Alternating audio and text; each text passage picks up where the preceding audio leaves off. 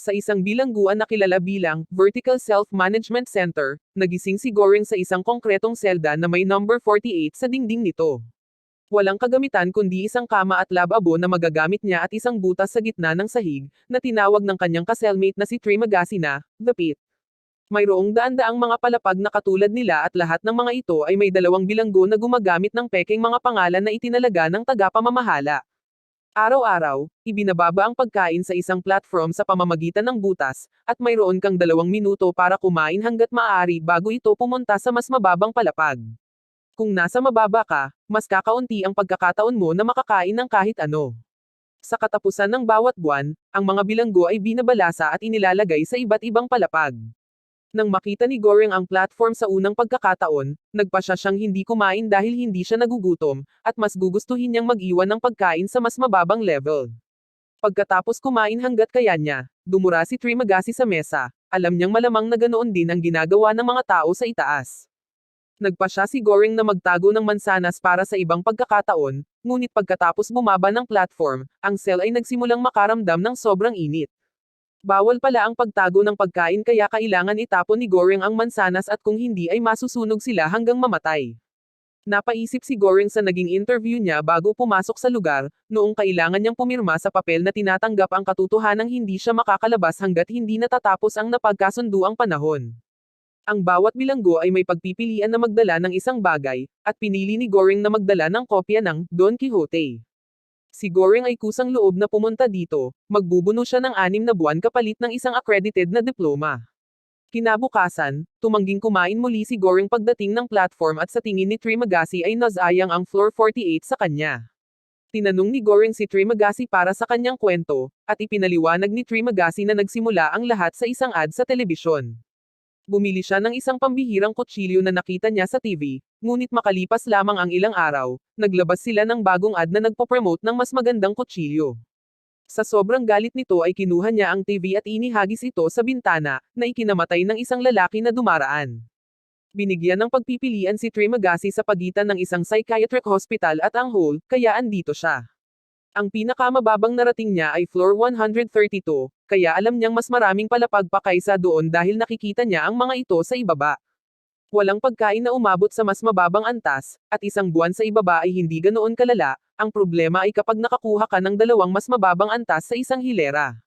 Natakot si Goring sa posibilidad na ito at sinubukan niyang kausapin ang mga tao sa ibang palapag para hilingin sa kanila na ibigay ang kanilang pagkain, ngunit hindi siya pinansin. Tumugon si Trimagasi sa pamamagitan ng pag-ihi sa ibabang palapag, ibinunyag din niya na ang napili niyang dalhin ay ang kutsilyong binili niya sa TV.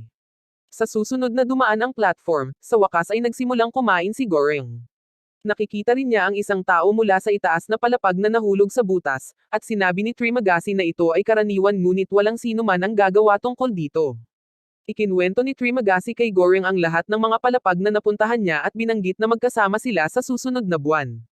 Napagtanto ni Goring na ang mga magkasama sa selda ay magkakasama din kapag sila ay binabalasa at sa wakas ay nauunawaan niya na si Trimagasi ay kumain ng dati niyang kasama sa selda noong siya ay nasa ibabang palapag.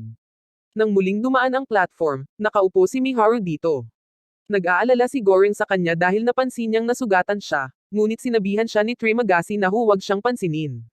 Si Miharu ay bumababa sa butas minsan sa isang buwan upang hanapin ang kanyang nawawalang anak, pinapatay din niya ang bawat cellmate na nakapares niya upang magkaroon ng mas maraming pagkakataon na ipares sa kanyang anak sa susunod na buwan. Ang lalaking nakita nilang bumagsak ay malamang na biktima niya. Ipinaliwanag ni Trimagasi na hindi tulad niya, hindi siya pumatay ng sinuman, kinain lang niya ang katawan na nahulog sa kanyang sahig. Kapag ang platform ay napunta sa susunod na palapag, sinubukan ng mga bilanggo na samantalahin si Miharu. Sinisigawan sila ni Goring na pabayaan siya, ngunit hindi na kailangan, pinapatay lang sila ni Miharu at bumalik sa platform. Kapag dumating ang katapusan ng buwan, ang mga bilanggo ay pinatutulog ng gas at binabalasa. Nang magising si Goring, nakita niyang nakatali siya sa kanyang kama sa floor 171. Ipinaliwanag ni Trimagasi na itinali niya si Goring dahil mas bata at mas malakas siya, kaya kailangang protektahan ni Trimagasi ang kanyang sarili.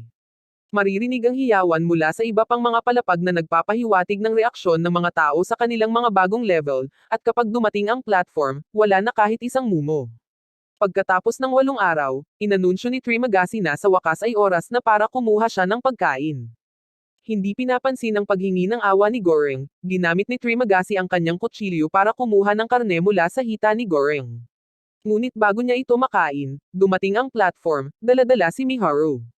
Naalala ni Miharu ang labis na pag-aalala ni Goreng sa kanya at tumalon siya kay Trimagasi at inatake siya gamit ang sariling kutsilyo. Pagkatapos ay pinakawalan niya si Goreng at iniabot sa kanya ang kutsilyo upang magamit niya ito upang tapusin si Trimagasi. Nawalan ng malay si Goreng pagkatapos noon, at nagising siya kalaunan na nasa kama. Binalutan ni Miharu ang kanyang binti ng isang piraso ng bedsheet, at kinakain na niya si Trimagasi. Binigyan niya ng karne si Goreng na tumanggap pagkatapos ng ilang pag-aalinlangan, binigyan din niya ito ng tubig bago umalis nang walang salita. Lumipas ang mga araw at nagsimulang mabulok ang katawan ni Trimagasi, na nagbigay ng pagkakataon kay Goreng na makakain ng mga uod. Nagsimula na ring mag-hallucinate si Goreng, nang makitang hinuhusgahan siya ng multo ni Trimagasi habang kumakain. Sa pagtatapos ng buwan, binalot ng gas ang selda at pinangarap ni Goreng na makasama muli ang isang babae habang nanunood si Miharu. Paggising niya, natuklasan niyang aso ang dumidila sa kanya. Sa gulat ni Goreng, ang bago niyang kasama sa selda ay si Amogiri, ang babaeng nag-interview nang magboluntaryo siyang pumasok sa kulungang ito. Ang aso ay ang bagay na pinili niyang dalhin, at nasa level 33 na sila. Naalala ni Goreng ang araw ng interview at kung paano gumawa ng nakakatakot na pose si Amogiri sa pagitan ng mga tanong. Sa kasalukuyan, ipinaliwanag ni Amogiri na nagboluntaryo siya gaya ng ginawa ni Goreng, at hindi niya kilala ang mga tao na namatay dito. Sa pagkakaalam niya, may 200 level, at nang ipaliwanag ni Goreng na walang sapat na pagkain para sa lahat ng tao rito, ipinunto ni Amogiri na ang dami ng pagkain ay magiging maayos kung kakainin lamang ng mga tao ang kanilang kailangan. Isang bagay na nagbubunsod ng common sense ng pagkakaisa ay kailangang mangyari, ngunit nakita ni Goreng na katawa-tawa ang ideya. Nagtataka siya kung makakamit ba ang pagbabago sa pamamagitan ng pagkamatay ng isang bata, ngunit sigurado si Amogiri na ang patakaran ng kumpanya ay hindi tumatanggap ng mga 16 years old pababa. Nang dinalhan sila ng platform ng pagkain, kinakain lang ni Amogiri ang kailangan niya, at pagkatapos magbigay ng ilan sa kanyang aso, nagsimula siyang maghanda ng 2 rasyon ng pagkain. Nang ang platform ay umabot sa mas mababang antas, sinubukan ni Amogiri na sabihin sa mga bilanggo, na sinasabi sa kanila na kainin ang mga rasyon na inihanda niya at gumawa ng 2 pa para sa susunod na antas upang maipasa ang mensahe. Malinaw na siya ay ganap na hindi pinapansin, at itinuturo ni Goreng na ang administrasyon ay hindi talagang nais na mangyari ang pagkakaisa. Kinainisan ni Amogiri na iniisip ni Goreng na lahat ng administrasyon ay masama dahil nagtrabaho siya para sa kanila ng walang isyu, ngunit sinagot ni Goreng na ang pagiging dating manggagawa ay nagbigay sa kanya ng pribilehiyong pumili ng kanyang ka-cellmate. Hindi sumusuko si Amogiri at patuloy na sinusubukang erasyon ang pagkain araw-araw, ngunit patuloy siyang binabaliwala ng mas mababang level. Pagkalipas ng 2 linggo, sa wakas ay napagod si Goreng sa lahat ng kanyang pag-iingay at sinabi sa mga tao na kung hindi nila susundin ang mga tagubili ni Amogiri, araw-araw siyang magpapakawala sa pagkain at kailangan nilang kumain ng dumi. Gumagana ang banta at sinimulang ipasa ng mga bilanggo ang mga mensahe sa mas mababang antas. Maya-maya, ang platform ay bumaba kasama ang walang malay na si Miharu. Inilagay siya ni Goreng at Amogiri sa isang kama at inalagaan habang nagnanakaw ng pagkain ang aso. Sa sandaling bumaba ang platform, ang cell ay nagsisimulang makaramdam ng sobrang lamig, at kailangan ni Goreng na habulin ang aso para bawiin ang pagkain na ninakaw niya bago sila patayin dahil sa paglabag sa mga patakaran. Kinagabihan, iniwan ni Goreng ang higaan kay Miharu at natulog sa sahig, nagising lamang na nag-aaway ang mga babae. Pinatay pala ni Miharu ang aso para kainin siya. Kinabukasan, umalis si Miharu sa platform. Sinabi ni Goreng kay Amogiri ang tungkol sa paghahanap ni Miharu sa kanyang anak, ngunit ipinaliwanag ni Amogiri na dumating mag-isa si Miharu 10 buwan na ang nakakaraan. Isa siyang aktres na walang pamilya na nagboluntaryong sumama tulad ni Goreng. Ipinadala ni Amogiri ang mga tao dito nang hindi alam kung gaano ito kalubha, at 3 taon na niyang nilalabanan ang cancer. Nang matuklasan niyang natalo siya sa laban na iyon, nagboluntaryo siyang sumama dahil akala niya maaari siyang gumawa ng pagbabago, ngunit wala na siyang pakialam. Sa kanilang huling araw sa floor 33, sinubukan ni Goreng na pakainin si Amogiri dahil baka wala silang pagkain bukas, ngunit masyado nang nanlumo si Amogiri para umalis sa kama. Kinaumagahan, nagising si Goreng at natuklasan na nasa floor 202 na siya, ibig sabihin, mas marami ang level kaysa sa alam ni Amogiri. Ang gayong paghahayag ay labis para makaya ni Amogiri at ginamit ang kanyang kumot para tapusin ang mga bagay para sa kanyang sarili. Sa pagkakataong iyon, muling lumitaw ang multo ni Trimagasi, iniisip kung kakainin ba ni Goring ang kanyang bagong kaibigan.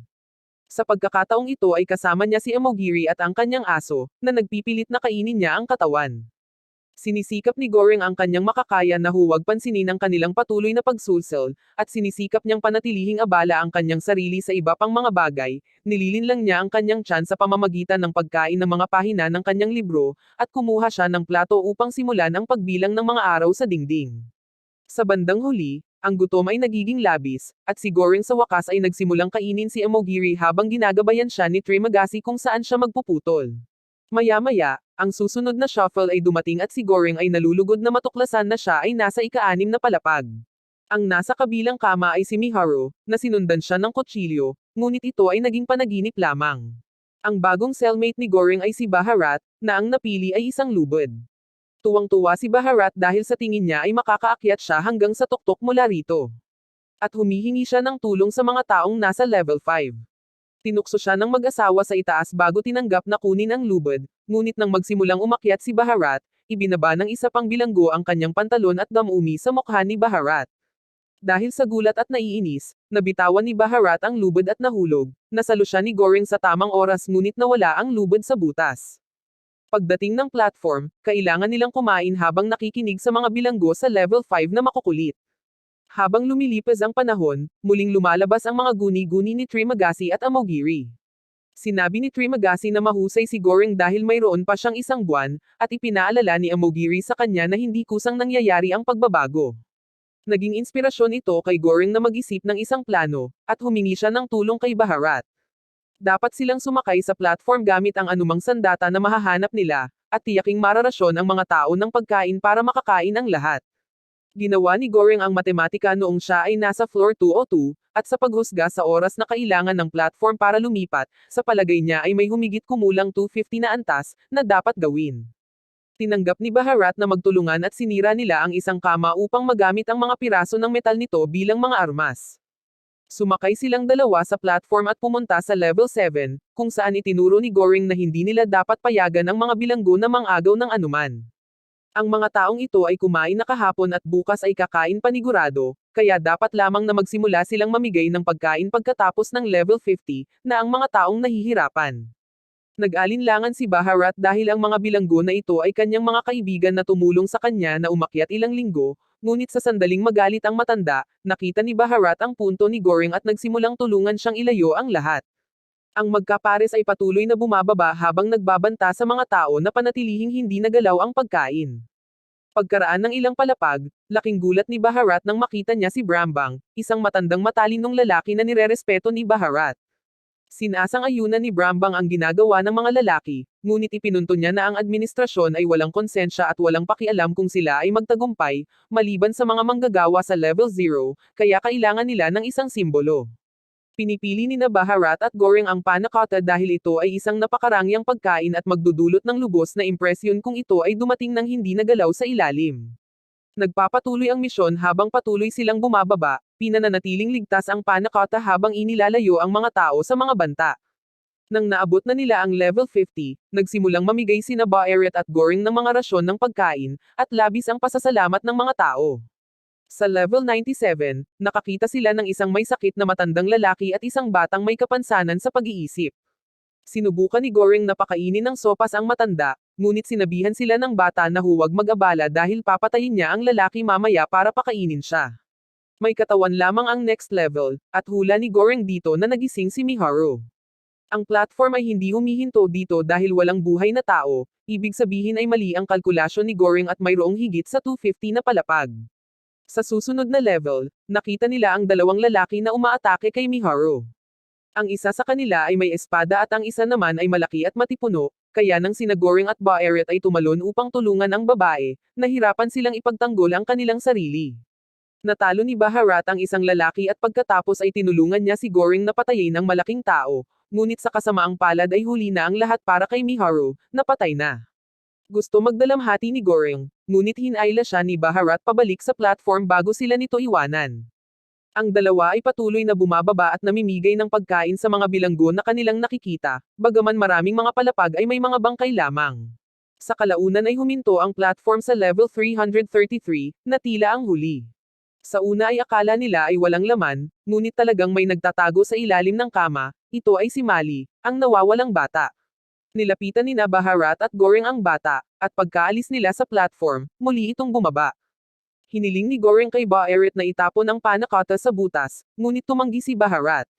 Sa kanilang pagtataka, ang silid ay hindi umiinit o malamig para parusahan sila, at pagkatapos ng maraming pag-aatubili, binigay ni Baharat ang panakota kay Mali. Nananatili silang tatlo sa palapag na iyon, at si Goring ay patuloy na pinagmumultuhan ni Trimagasi, Amogiri, at ngayon ay si Miharu na rin.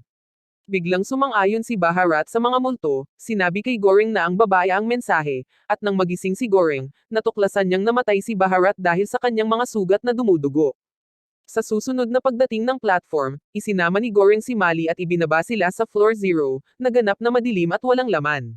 Lumitaw si Trimagasi at sinabihan si Goring na umalis sa platform dahil hindi siya bahagi ng mensahe, at sama-sama nilang pinapanood ang pag-akyat ng platform kasama si Mali, umaasa na ipapakita niya sa mga nang-aabuso ang katotohanan ng sitwasyon.